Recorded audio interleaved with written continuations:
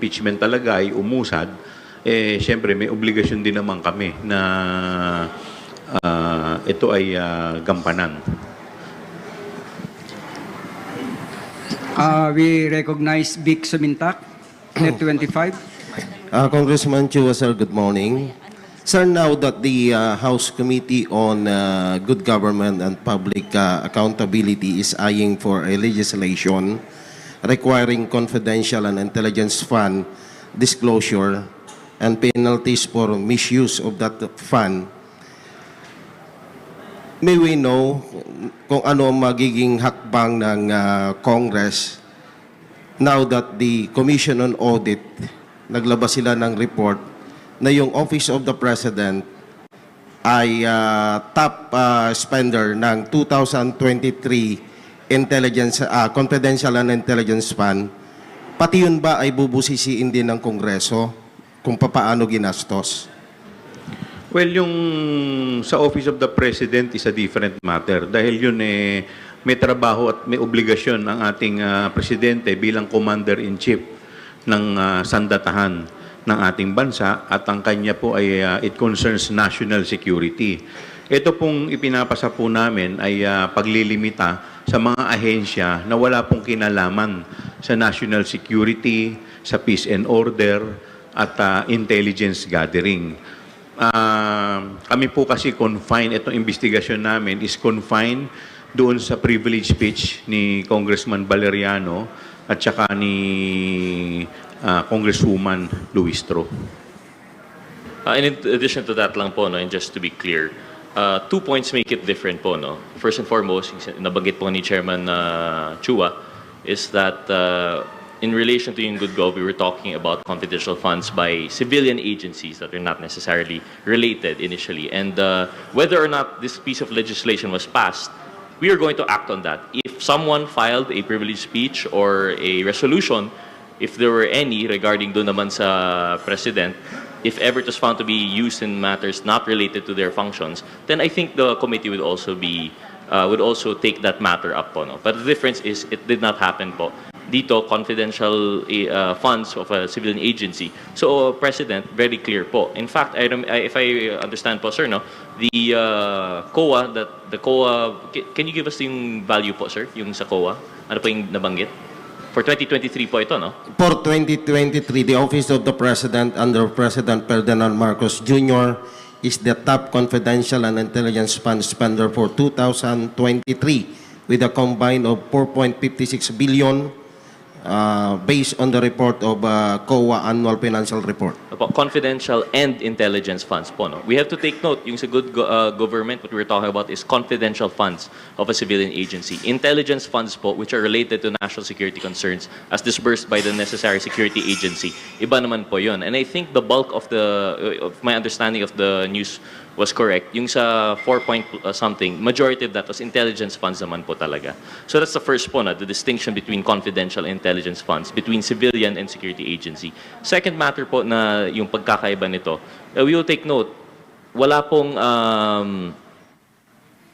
notice of disallowance. There was no notice of disallowance in the OP, and that's why no one has filed any privileged speech or resolution. Dito po sa OVP, nagkaroon pa ng notice of disallowance. So that's one difference po siguro. And in fact, one of the provisions in the new piece of legislation is that the notice of disallowance would open up yung COA declassification. So I think those are the two kinds of distinctions. But in summary po, if ever there was a complaint, I believe the committee will hear it.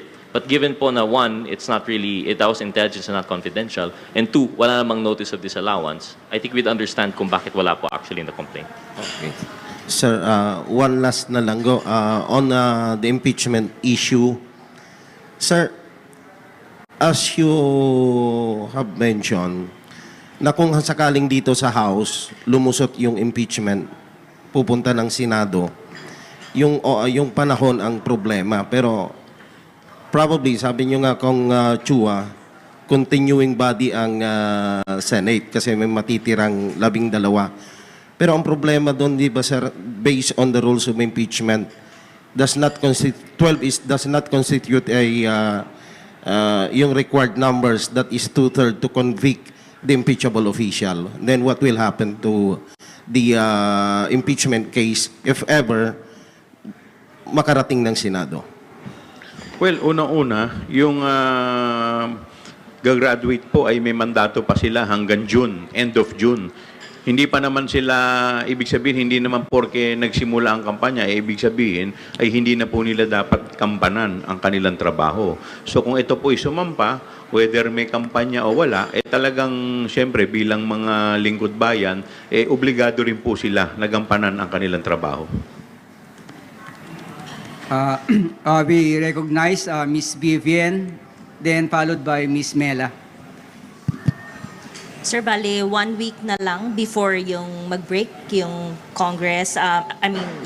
So, napag-usapan na po ba sa majority yung impeachment with this time left before mag-break?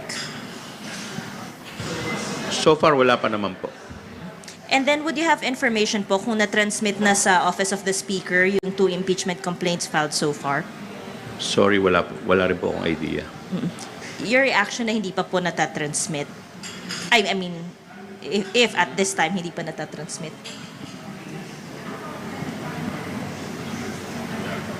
I believe ito pa yung what we discussed in the previous press con question of yung 10 days. Is it necessary that it has to be transmitted immediately within the 10 days or do they really wait until the end? But given that the 10 days has not lapsed, we can't see any issues yet po, no? So we'll have to wait and see po with the Office of the Secretary General. And then sir, dito lang sa mga final po ninyo na bills so far, ano po yung mga nakita ninyo that prompted the filing? For example, yun po bang current SDOs, wala yung mga background na nabanggit po ninyo, etc.? Wala eh. Ang sa SDO ngayon, basta't ikaw ay pinili ng head of agency, SDO ka na. Kaya nga medyo hinigpitan po natin dahil nakita po natin. At saka dito po, clearly, nilagay rin po namin na hindi mo po pwedeng i-delegate yung iyong trabaho bilang SDO. Ano yung danger nun, sir? Pag in-appoint ka lang, hindi ka permanent employee na SDO? Siyempre, kaya po namin na binigyan ng mabigat na para maiwasan yung pagkukuntsabahan ng head of agency at saka ng SDO. In addition lang po, no? So generally, it's hard to summarize po, Vivian, sorry, kung what prompted us to file this legislation. But in relation to your question, the SDO, regarding appointments in confidence, mahirap rin po because the necessary nature of confidential funds, given that they're given, there's more impunity in relation to its spending, there's more discretion, and it's under less scrutiny, apparently. That's what we've seen in the Good Governance Committee. When you have familiarity between the head of agency and then the appointed person of trust, it would breed some sort, not really breed, but what we would see is it could be a possible avenue for collusion. So that's why one of the things that was pointed out in the new piece of legislation is that it should be a professional, permanent office already. So once we've determined, first and foremost, whether an agency will require confidential or intelligence funds, then they would also need a permanent position which will not change from administration to administration. So less likely na po yung chances of collusion.